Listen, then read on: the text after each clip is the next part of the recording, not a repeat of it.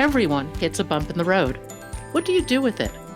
Be inspired as we explore the ways people experience, navigate, and manage the ups and downs and twists and turns in this road trip called life.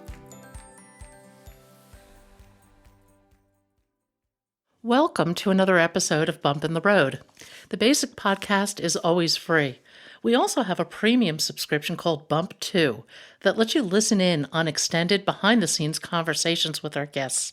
Check it out at www.bumpintheroad.us. Manuj Aggarwal is an entrepreneur, an inventor, and a mentor for others. He started his life in India making $2 a day, working 12-hour workdays 6 days a week. There had to be more to life. Manuj would eventually emigrate to Vancouver, Canada, where he'd become an entrepreneur and an AI expert, that is, an expert in artificial intelligence. The confluence of his Eastern upbringing and his entrepreneurial life have created a perspective of great wisdom. Come join in the conversation. Manuj, welcome to Bump in the Road. If you would, tell people a little bit of your story. Sure. Yeah, my story started back in India. I was raised in a small town, and I started working at 15. So I was wanting to sort of do something with my life and wanting to find my path. And at 15, in a small town in India back then, the only thing I was doing was working in a factory for $2 a day, 6 hours, 6 days a week, and 12 hours a day, and that was my life. And I just thought, there's got to be something more to life than working in that really hot, dingy factory. And one day I was just flipping through some business magazines, and I got some inspiration looking at these business tycoons, making big waves in the world of business. And I looked at them and said, these people look like me. They are just humans, with the same features, same body as me. What do they have that I don't have? And that sort of was the thought that I still remember I had. But it didn't mean anything to me because I was still, I had no resources or anything to accomplish any of the goals that I had in mind. And I didn't even have any goals at that point, to be frank. But then I found my passion in computers, got myself some education in computer programming, and I just fell in love with computers. And I knew that's what I was going to do for the rest of my life. Came over to North America, worked with hundreds of startups. This was back in the dot-com boom days. There were so many startups, just like these days. And also started working with larger corporations. So Microsoft and Pearson Education and a few others, where they also wanted to adopt the fast-paced startup model within their companies. So I got to learn quite a bit about the early stages of building a business, and working with larger corporations and how they make their billions of dollars. So I got a good sense of technology and business and people in smaller environments, larger environments, and I was getting a lot of good success professionally. At the same time, my relationship with my parents was not good. My relationship with my spouse was not good. And so it was a very sort of a very stressful, lonely time in terms of personal relationships. And I used to be of the opinion that I know everything, and the people around me are they have no ability to understand other people. And so every a little sort of bump in the road in those relationships, I used to point the finger at others and say, hey, you are the problem here, clearly.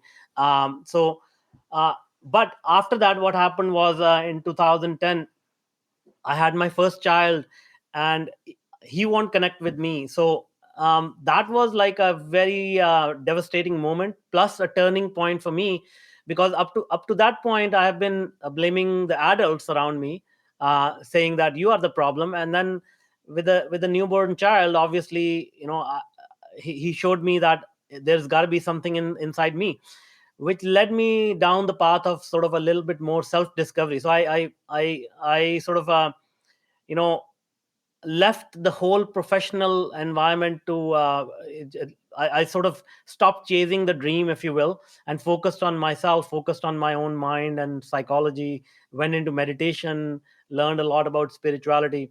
And incidentally, around that time, I started getting heavily into AI. So started working on some very interesting projects in the healthcare domain, in the education domain, using AI. And I was really surprised at the power of this technology, AI. And as I was learning about AI, I was also learning about our mind, and it struck me how this technology is a continuum of our mind, of our collective mind. And that realization was very profound, in that, I saw how AI is actually, even today, right now, is shaping our world already. So we generally, in the media, we say, oh, AI is coming, AI is going to change the world. But I see, as an expert, that it's already changing the world today. And in many cases it's doing really good stuff, but in many cases it's actually doing, a lot of negative things to our society as well. So when I look at that and I say, hey, technology itself is not nefarious, it's not malicious. It's us humans, how we implement technology. It creates these negative consequences. So my sort of work now is to help people understand the power of data, the power of AI, help them understand how it can be used in an ethical manner, in a way that really accelerates their growth, and growth of humanity in general. The reason being, a lot of people do not realize what this technology is going to do, because throughout human history we have created inventions to increase our capacity to do things. Like, if we wanted to if we wanted to, like, lift a heavy stone to kill a big animal, we used a lever to do that, even though one human is not capable of doing moving that stone.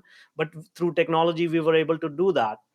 When we wanted to spread our message, we invented the printing machine to spread the message. When we wanted to speak to a vast audience, we invented the loudspeaker. But nothing so far in human history has been able to expand our consciousness. And that's what AI is going to do. It's going to help us expand our consciousness, and think about things which we are not capable of, and draw conclusions from there. And so, in a way, we will be much more capable, and our ability to think will exponentially increase. At the same time, because of automation, because of AI, um, a lot of us will have a lot of free time on our hands. We won't have to work as hard on just paying the bills. So the society itself is going to change radically, slowly. I agree with you. AI has positives and negatives associated with it. I think my biggest concern about AI is that it's ultimately the product of the person doing the programming. And we are all very fallible humans. So we're inherently creating a fallible technology. How does that play into increasing human consciousness? It's a very prevalent concern. A lot of people are concerned about that. But we have to realize a few things, right? When we invent something, it's always going to be a crude invention initially. It's not going to be very refined. It's going to be like, okay, this is a concept, let's see what happens with it. And you can see automobiles, when they were invented, it was very unsafe, not very reliable, and you had to use your physical force to crank the engine to start it, right? A lot of pollution was there. So all of these things were part and parcel of the initial prototypes of the automobile. But today, if you see that, uh, the high end cars are 100 to 1,000 times better. I mean, there are self-driving cars now. We don't even have to drive them, right? There are cars which run on electricity. So from that one prototype, we have come this far. And now, if you superimpose the state of AI, yes, we have all these problems, but eventually all these kinks will be smoothened out. The second thing is, this technology is a very long lasting, very impactful technology, which will sort of impact our evolution for the next foreseeable future. I'm talking centuries from now on, right? So so all of these issues will start to get addressed sooner or later.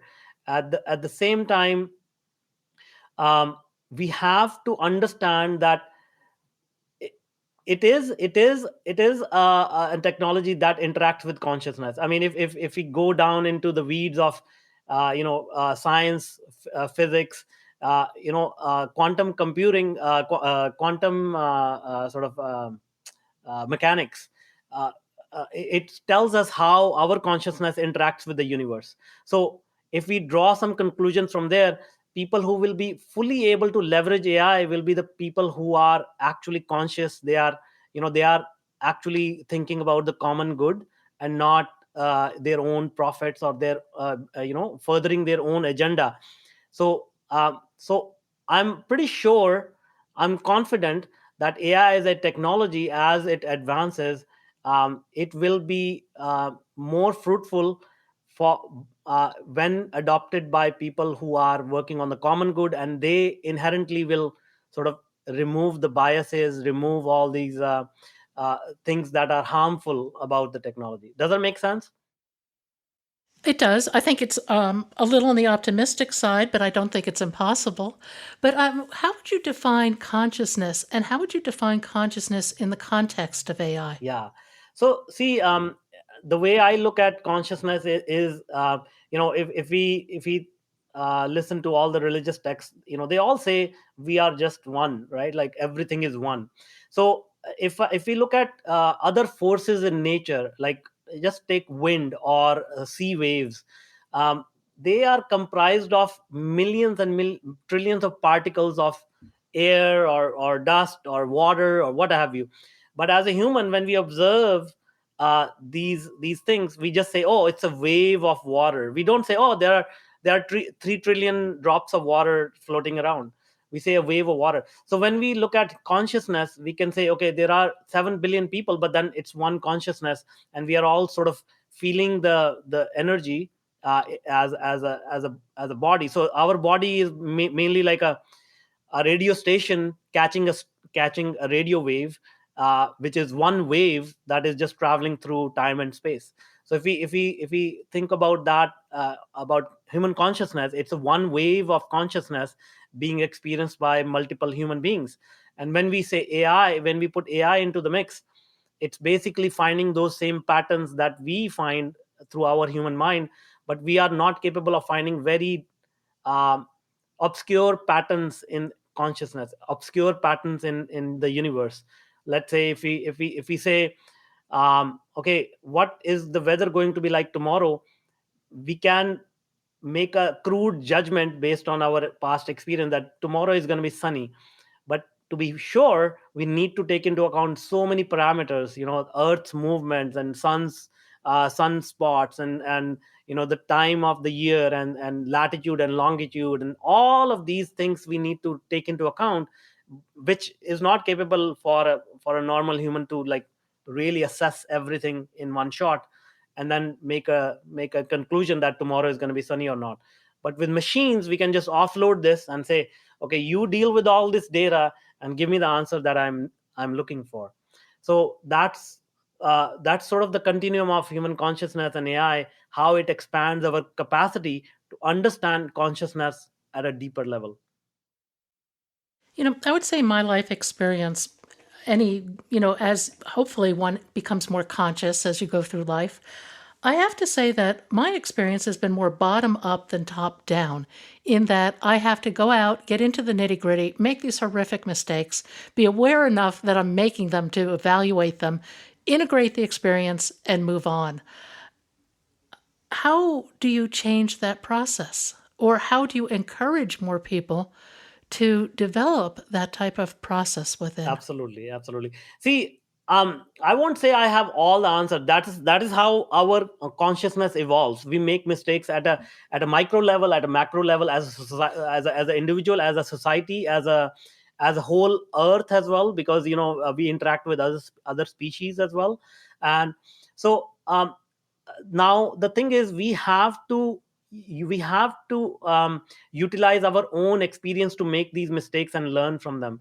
But imagine being a human being, let's say 5,000 years ago, when I could not even read a book. There was no way for me to leverage somebody else's experience. Somebody learned how to hunt for an animal, and in order for them to pass on that information, there was no means other than for me to, like, as a young person, to learn all that all over again in my lifetime.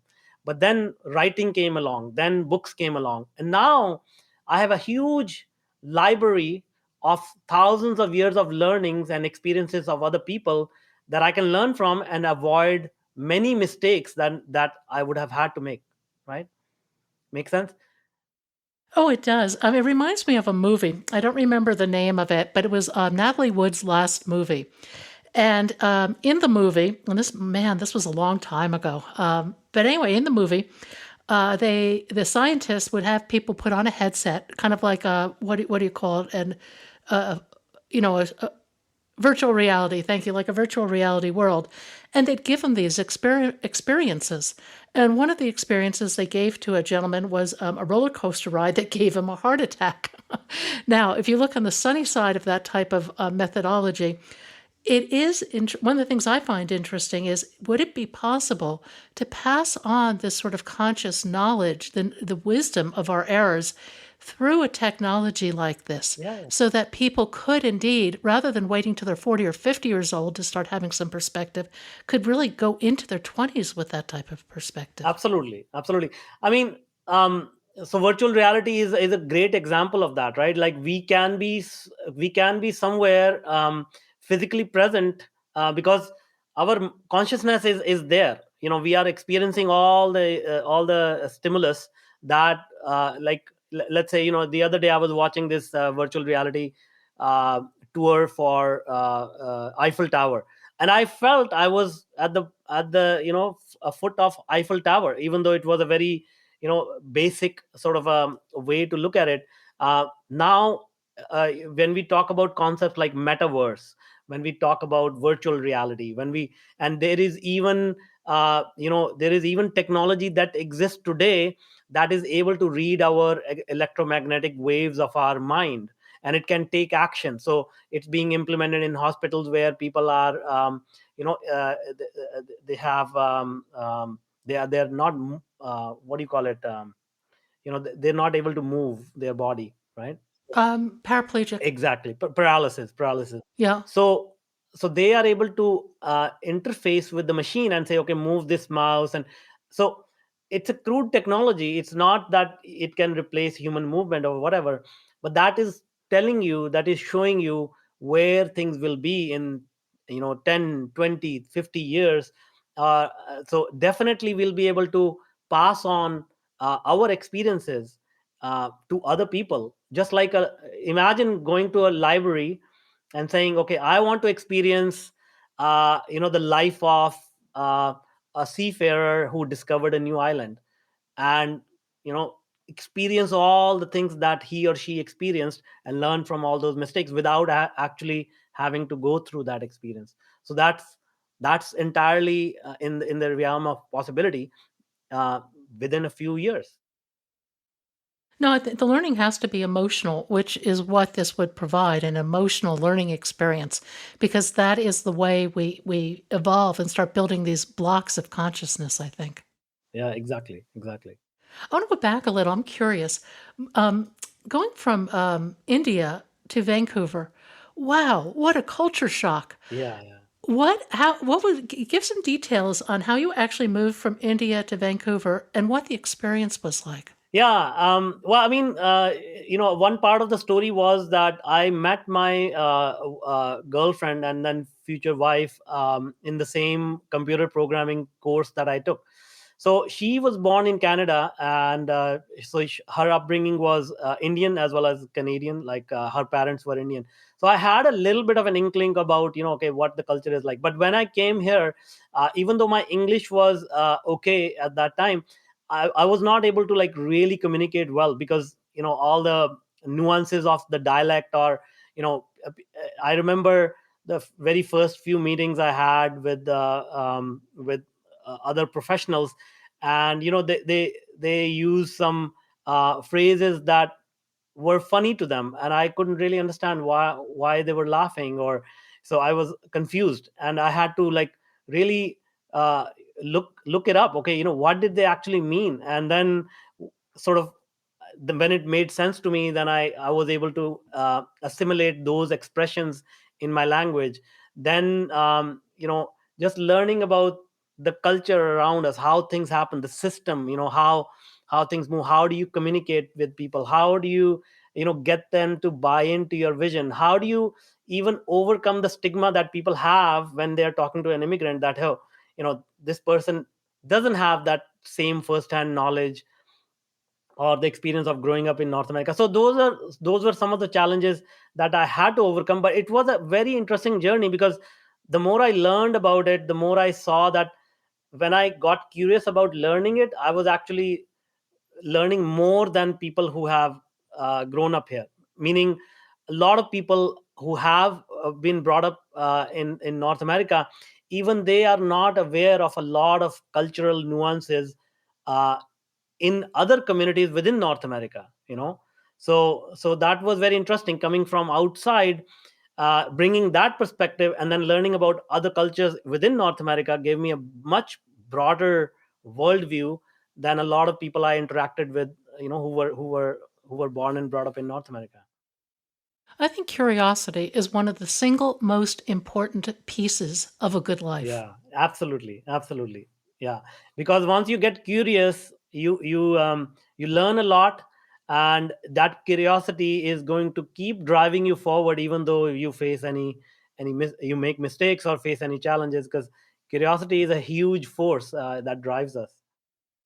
Yeah, I think curiosity is just essential, and particularly in the entrepreneurial community, which is a tough community. You're under a lot of stress. You're dealing with investors, and to retain your curiosity in the midst of this institutional intrusion, if you will, into something you're trying to create, I think that has got to be really hard. Yeah, yeah. uh, it is hard, but at the same time, that's what makes us human, right? That's what evolution is all about. If we didn't have that curiosity, then we'll still be cave people, just living in our caves, as a hunter gatherer. That curiosity is what drove us out of the cave. That curiosity is what encouraged us to say, oh, rather than just killing one small little bunny and feed ourselves today, let's go after the big woolly mammoth and feed our family for a month. Let's figure that out. How do we do that? That's what leads us to discover new lands. That's what is leading us to go into space. That's who we are as people. And without curiosity, there's not going to be any expansion. Yeah. Oh no, I totally agree. And it's what drives the entrepreneurial community, obviously. What are some of the other traits that drive that community that are good traits for all of us to consider? I mean, resilience is one. As you've said, like entrepreneurs are basically just uh, going through a giant experiment with their life all the time, and that experiment is on daily basis, weekly basis, monthly basis.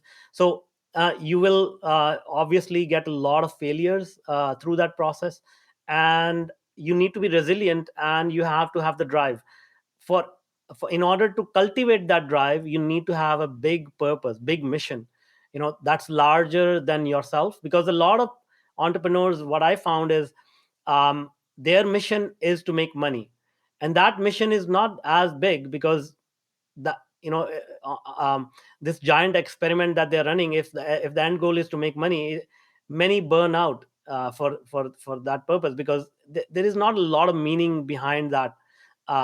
But when you say, I want to make money for this purpose, I want to make money, or I want to grow to to help others in such way, or help my family, or put my kids to college because never had the privilege to go to college, or something along those lines.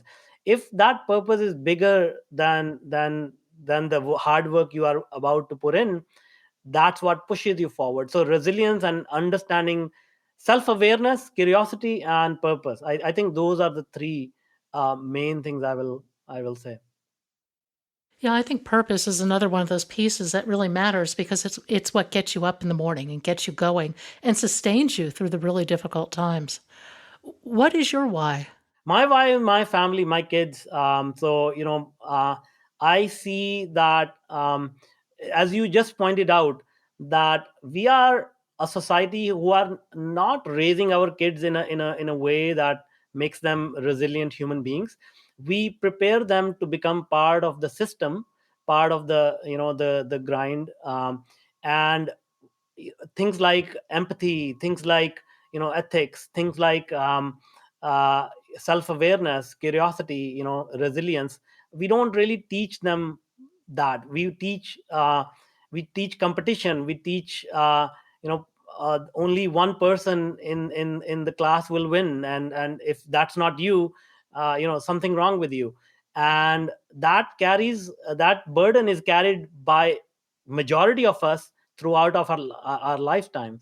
And unless and until some really striking event happens which prompts us to change our ways or learn something new, we just carry on with life carrying that burden. So my purpose is to help my kids and other young professionals or young people not carry that burden and really realize their full potential as they are young, and they are just growing, and they have so much more potential at that age than later on. So we should tap into that potential and really leverage that energy for common good. Yeah, at that age, you're not aware of the risks. Yeah, yeah, exactly, exactly. Yeah. Who have been some of your greatest teachers? um I read a lot. So the books have been really great. Surprisingly enough, I grew up in India, and there's so much ancient wisdom there, like thousands of years. I did not pay too much attention to those religious texts there, but just growing up in India, you grow up in an environment where you hear this over and over again. Like even if you're going down the street, you'll hear like on loudspeakers, the verses of these texts and all that. You don't understand them, but you get a sense of it. And so then when I came over to America, Canada, and I started learning about the mind, the psychology, as I said earlier, I delved into those texts, realized the power they hold, and then met a lot of mentors along the way, too many to name. But a few people who really changed my mindset about not thinking about myself, but thinking about others. Because most of the time, especially being an ambitious entrepreneur, you always focus on, okay, what can I get out of this conversation for myself? But many of my mentors asked me to flip that and say, okay, think about what can you provide to the other person in this conversation, and things will really change. And so these are some of the lessons that I learned. And uh, some of my mentors have been like, one person I will mention, Steve Sims. He's a great person who has reached the heights of success, and he uh, sort of interacts with some of the global leaders. At the same time, his mindset is very, very different from what I expected successful people are. He really changed my mindset about that. So and then there are so many others that I have podcast myself, and I've had like about 350 conversations with some of the leaders in the world in their field.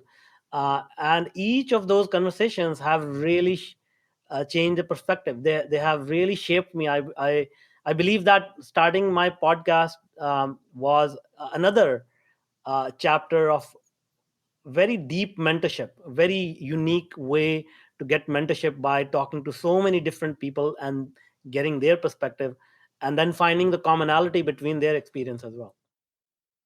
Yeah, I agree. I have learned so much from my podcast. I learn from each and every person.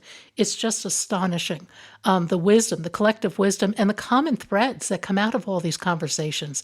And when you start seeing those common threads, you realize there is deep wisdom there. If you could rewrite your story, how would you rewrite it? The only thing I'll change is that, I will not listen to the naysayers as much. I will trust my own judgment, because if I had trust in my own judgment more, uh, I think I would have been better off. But at the same time, I also realize I won't be the same person, because then I will be more cocky, more overconfident, I guess. So I don't know. I don't think there is anything to change. Life is just just, when you realize how things are put together, and how experiences, even the negative ones, are there to teach you an important lesson. If I change something, I won't have those lessons.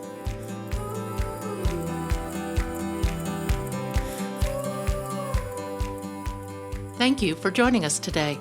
I hope you found something in today's podcast that inspires you along your own life's path, because sometimes a bump in the road is actually a portal into a more conscious and meaningful life.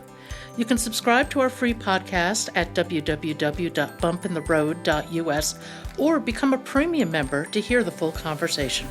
Just go to www.bumpintheroad.us for more information and to sign up.